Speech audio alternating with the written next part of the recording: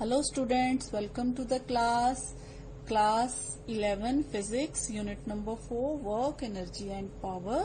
ये वाला टॉपिक बेटा हम डिस्कस कर रहे हैं। आज हम जो इसमें डिस्कस करेंगे वो है बेटा न्यूमेरिकल्स। आज हम कुछ न्यूमेरिकल प्रॉब्लम्स हैं जो वो सॉल्व करेंगे इस चैप्टर से related. Well students, our first numerical is a cyclist comes to a skidding stop in 10 meter.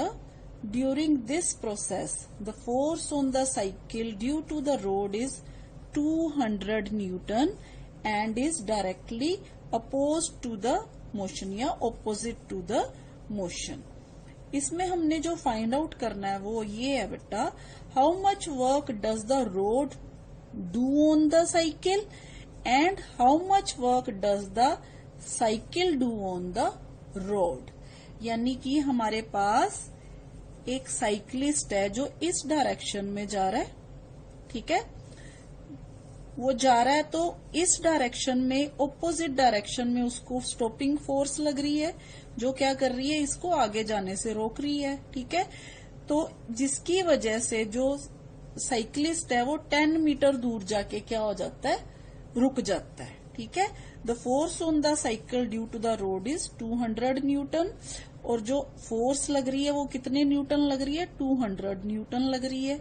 तो बेटा हम इस केस में जो work done on the cycle by the road is the work done by the stopping force of friction on the cycle due to road. एक तो ये चीज हमें समझनी पड़ेगी कि work done on the cycle by the road is the work done by the stopping force of friction, यानी कि जो उसको रोक रही है on the cycle due to the road.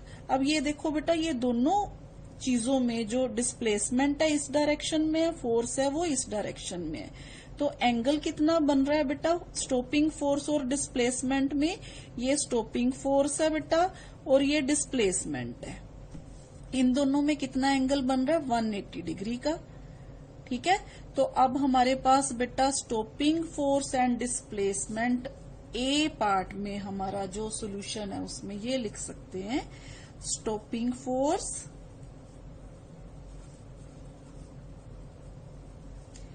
And displacement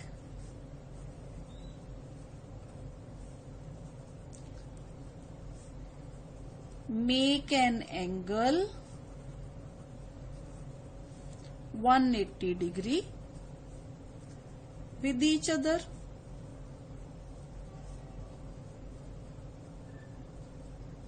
ठीक है, अगर बेटा ये 180 डिग्री का एंगल बना रहे हैं एक दूसरे पे तो वर्क डन क्या होगा, फिर वर्क डन जो होगा बाय द रोड और the work done by the stopping force, हम क्या लिख सकते हैं, work done by stopping force.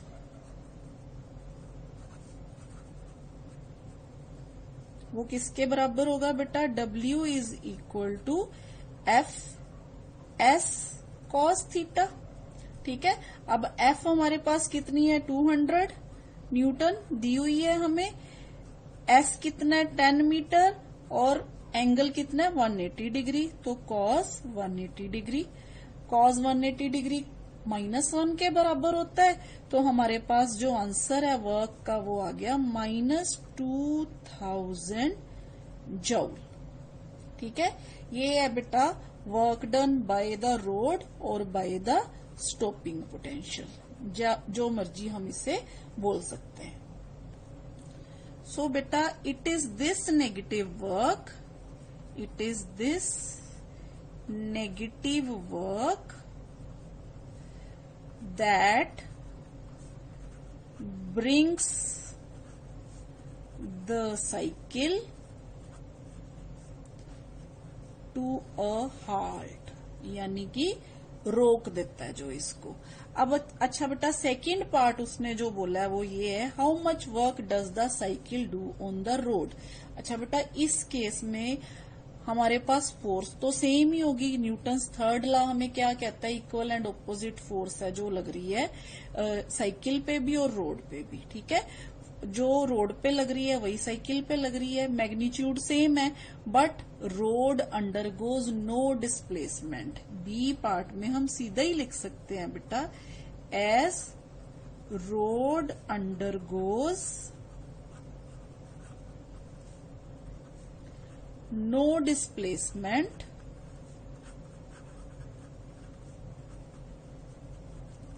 so work done by the cycle on the road is equal to Fs cos theta।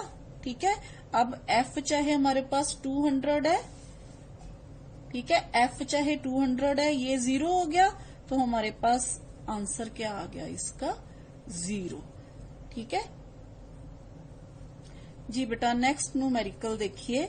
A bullet weighing 10 gram is fired with the velocity of 800 metre पर second after passing through a mud wall 1 metre thick. Its velocity decreases to 100 meter per second. Find the average resistance offered by the mud wall. Numerical clear हो गया बेटा। Bullet है जो एक दीवार, मिट्टी की दीवार के साथ जाके टकराती है और उसकी जो वेलोसिटी है, स्पीड है, वो क्या हो जाती है, डिक्रीज हो जाती है। इसका मतलब रेजिस्टेंस ऑफर हो रहा है उसको। ठीक है, वो रेजिस्टेंस है जो हमने वो क्या करना है, फाइंड आउट करना है। ठीक है, तो हमें एवरेज रेजिस्टेंस जो है वो बाय मड वॉल है जो, वो क्या करना है, हमें इसमें कैलकुलेट करना है। तो सबसे पहले बेटा हमें क्या दिया हुआ है इसमें, देखते हैं। 10 ग्राम की बुलेट दी हुई है, इसका मतलब मास ऑफ बुलेट दिया हुआ है हमें। Mass of bullet is equal to 10 gram. इसको हम किस में कन्वर्ट करेंगे बेटा, किलोग्राम में, एसआई यूनिट्स में 0.01 किलोग्राम। ठीक है, नेक्स्ट हमें बेटा वेलोसिटी दी हुई है before passing mud through mud wall. ठीक है, तो हमारे पास जो u है वो दिया हुआ है 800 मीटर पर सेकेंड। ठीक है, इसको हम इनिशियल वेलोसिटी मान लेते हैं। अच्छा, उसके बाद बेटा जब वो दीवार के साथ टकराती है जाके, पहले u वेलोसिटी से मूव कर रही है, जब दीवार से टकराती है, दीवार से पास करती है, तो उसकी वेलोसिटी जो है वो v हो जाती है, तो v कम हो जाती है। तो हम इसमें ये कह सकते हैं वेलोसिटी आफ्टर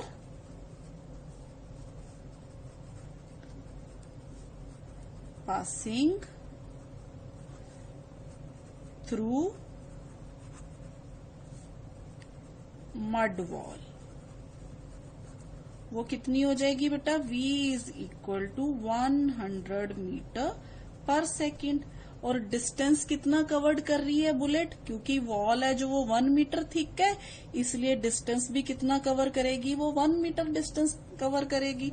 तो distance covered by the bullet कितना हो गया, distance covered by the bullet is equal to 1 meter. इसको हम S मान लेते हैं। ठीक है, S मान लेते हैं डिस्टेंस को। अच्छा बेटा, अब average resistance offered by the wall हम मान लेते हैं बेटा F। Let the average resistance offered by the wall is equal to F। ठीक है, तो अब हमें वर्क एनर्जी थ्योरम क्या कहती है बेटा, according to work energy theorem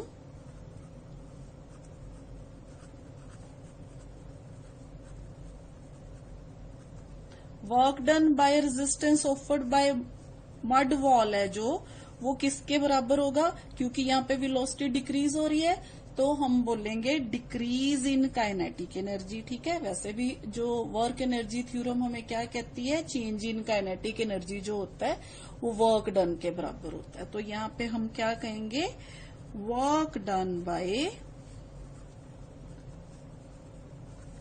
resistance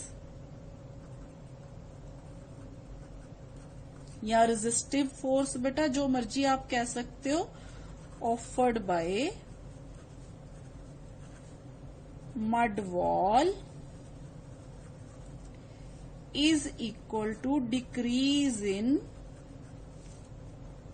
kinetic energy. ठीक है, तो बेटा ये किसके बराबर आ जाएगा, अब वर्क डन क्या होता है, force into displacement, F S is equal to half M U square minus half M V square. ठीक है, हमारे पास ये फॉर्मूला है क्योंकि हमारे पास इनिशियल वेलोसिटी है जो वो u है और यहाँ पे हमारे पास वेलोसिटी कितनी है, v है। सो इस इक्वेशन से हमें f मिल जाएगा, f is equal to which is resistive force u square minus v square divided by 2 into s। अब सारी वैल्यूज हमारे पास हैं, m कितना है 0.01, ठीक है, और 800 square minus 100 square divided by 2 into 1 which is equal to 3150 newton. So beta, this is the resistance offered by the wall due to which the bullet stops or there is decrease in velocity of the bullet. जी बेटा, next numerical है, in a ballistic demonstration a police officer fires a bullet of mass 50 gram with speed 200 meter per second on soft plywood of thickness 2 centimeter. The bullet emerges with only 10% of its initial kinetic energy. What is the emergent speed of the bullet? हाँ जी बेटा, वो practice करते हैं ना जो army वाले या पुलिस वाले, ये वैसी प्रैक्टिस कर रहे हैं। तो सामने एक प्लाईवुड पड़ी हुई है जिसकी थिकनेस जो है 2 सेंटीमीटर है। ठीक है, अब 50 ग्राम की बुलेट है जो 200 मीटर पर सेकेंड की स्पीड से जा रही है। जब वो टकराती है उससे तो उसकी जो काइनेटिक एनर्जी है वो 10% इंक्रीज हो जाती है। तो हमने उसकी स्पीड पता करनी है जब वो प्लाईवुड से टकराती है।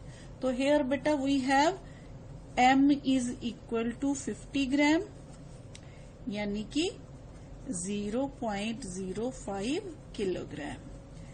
इनिशियल वेलोसिटी अगेन 200 मीटर पर सेकेंड। अब इनिशियल काइनेटिक एनर्जी किसके बराबर हो जाएगी, इनिशियल, हाँ जी बेटा, initial kinetic energy half M U square half into 0.05 into 200 square which is equal to 1000 joule. अब बेटा ये 1000 जूल इनिशियल काइनेटिक एनर्जी है। अब जो फाइनल काइनेटिक एनर्जी इस एनर्जी का 10% है, तो फिर फाइनल काइनेटिक एनर्जी किसके बराबर होगी, final kinetic energy is 10% of 1000 joule यानी कि 100 जूल। ठीक है, 10% 1000 का कितना होता है 100। तो इसको हम ये भी लिख सकते हैं ना, half M V square is equal to 100 joule, क्योंकि काइनेटिक एनर्जी है, हमने यहाँ फॉर्मूला लिख दिया। ठीक है, अब यहाँ से हम क्या करेंगे बेटा, v है जो उसकी वैल्यू है जो कैलकुलेट कर लेंगे।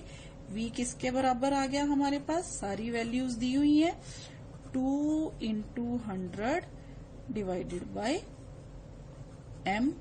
m की वैल्यू भी पुट कर देते हैं, 100 बाय 0.05 under root which is equal to 63.2 meter पर सेकेंड। यानी कि जो बुलेट 200 मीटर पर सेकेंड की स्पीड से आ रही थी, अब उसकी वेलोसिटी कितनी है? 63.2 मीटर पर second.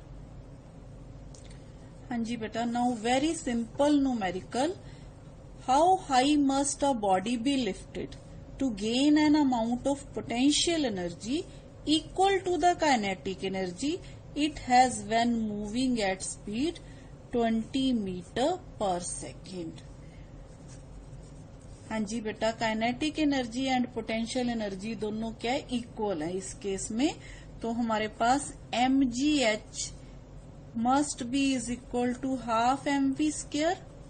Here mgh is potential energy and half mv square is kinetic energy.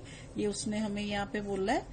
How high must a body be lifted to gain an amount of potential energy equal to the kinetic energy. ठीक है, तो अब हमारे पास height जो है हम यहाँ से कैलकुलेट करेंगे। तो हमारे पास h की वैल्यू कैलकुलेट करने के लिए ये m और m तो दोनों तरफ से कैंसिल हो गए बेटा। तो h हमारे पास कितना आ गया? v square divided by 2g। Now g is 9.8 metre पर सेकेंड स्क्वायर। तो यहाँ पे हम वैल्यू पुट करेंगे 20 इंटू 20 डिवाइडेड बाय 2 इंटू 9.8। तो आंसर आ गया हमारा 20.2 मीटर। इसका मतलब बॉडी जो है कितनी हाइट गेन करेगी? 20.2 मीटर हाइट है जो वो गेन करेगी। Very very simple numerical of Einstein energy mass energy equivalence बेटा। 1 mg of uranium is completely destroyed in an atomic bomb, how much energy is liberated? हाँ जी बेटा, हमने मास एनर्जी इक्विवेलेंस किया है। ठीक है, यही फॉर्मूला जो इसमें यहाँ पे लगेगा। हेयर मास जो हमें दिया हुआ है वो है 1 मिलीग्राम, यानी कि 10 raise to power minus 6 kilogram. ठीक है, हमने इसको मिलीग्राम को किलोग्राम में कन्वर्ट कर लिया, पहले ग्राम फिर मिलीग्राम। तो यहाँ पे क्या आ गया? 10 raise to power -6 kilogram. Now what is speed of light? C जो होती है हमारे पास वो होती है बेटा 3 into 10 raise to power 8 metre पर सेकेंड। स्पीड क्यों हमने यहाँ पे लिखी? क्योंकि हमारे पास रिलेशन है E is equal to mc square. ठीक है, तो इस रिलेशन में हम ये वैल्यूज पुट करेंगे 10 raise to power -6 into 3 into 10 raise to power 8 square. तो ये आंसर आ गया बेटा 9 into 10 raise to power 10 joule. तो इतनी एनर्जी है जो लिबरेट हो रही है बेटा, इतनी एनर्जी निकल रही है जब हम 1 मिलीग्राम ऑफ यूरेनियम है उसको डिस्ट्रॉय करते हैं।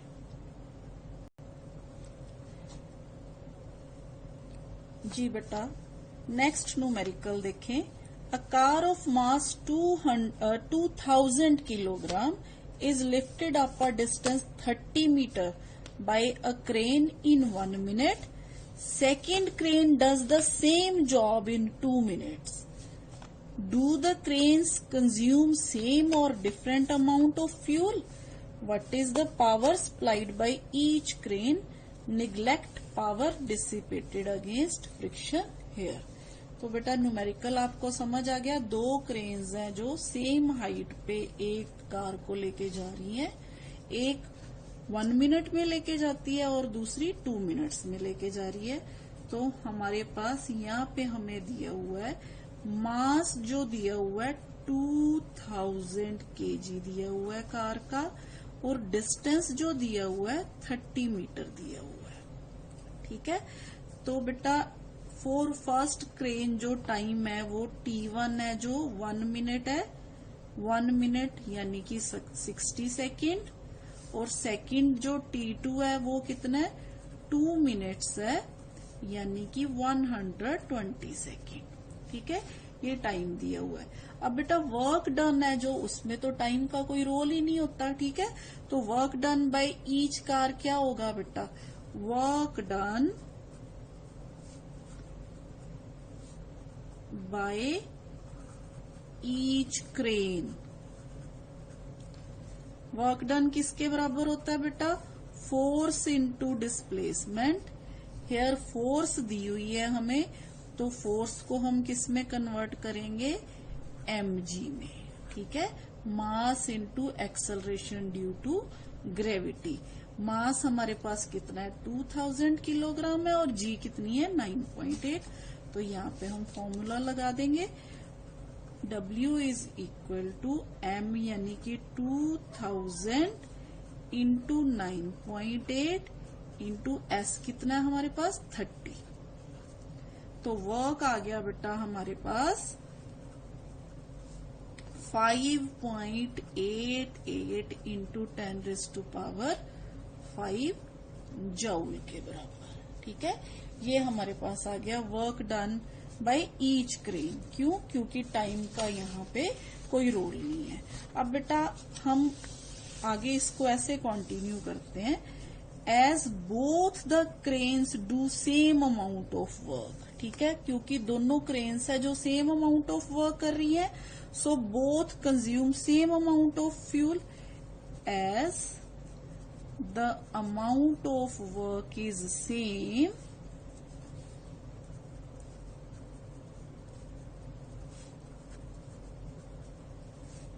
so both cranes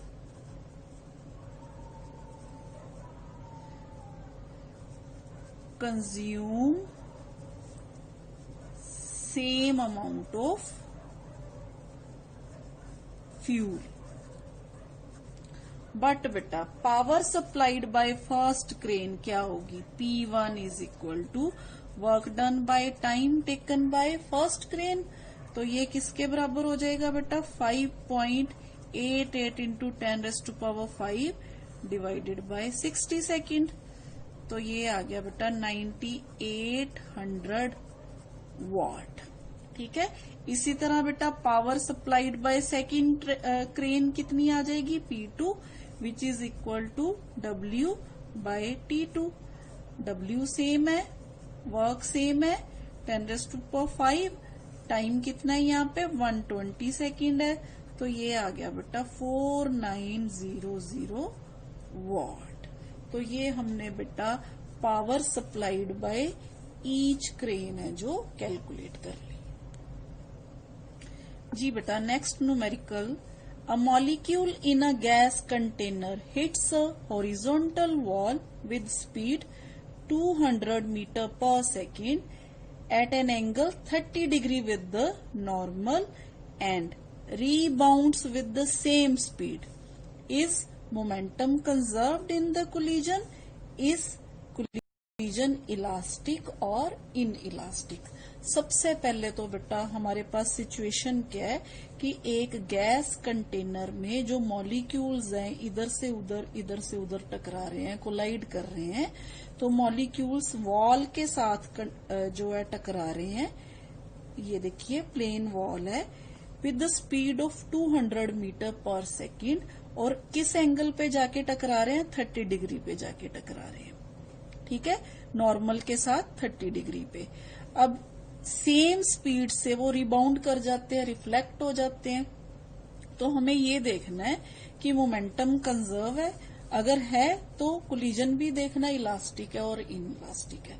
बेटा अगर आपने लास्ट जो लेक्चर है वो देखा हो तो मैंने उसमें आपको बताया था कि कोलिजन जैसा भी हो, चाहे इलास्टिक चाहे inelastic, momentum is always conserved. तो हम यहाँ क्या करेंगे, मोमेंटम इज ऑलवेज कंजर्व्ड